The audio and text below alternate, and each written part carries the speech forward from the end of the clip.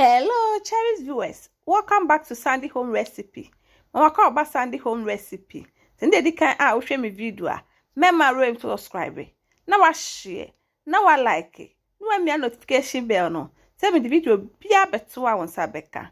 To my returning subscribers, thank you so much for your support. May the good Lord bless you all. Bless you say be smoke mackerel. Ye be you su 3. Medi kan a wo horo ho ana mama make. What the fish season aka ho salt kakra so eden aka ho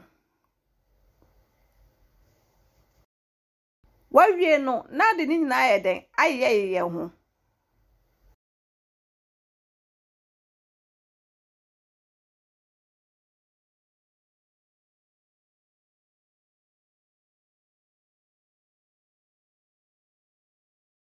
owie na da kwato ade a wo be grele eden e wo so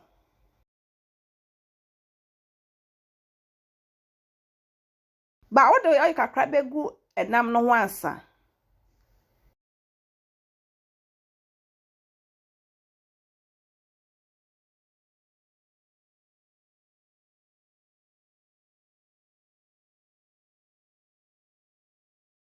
wo de atoto su awie no na wo de akɔhye wo oven mu na wa grele wo ho a na wa yi na wa ten se ni na be bin ye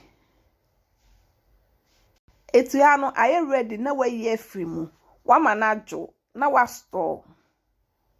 Please, if you are new to my channel, don't forget to subscribe, share, like, and also click the bell icon to get new video I will post. Now this our smoked mackerel. Please like this video and subscribe to my channel.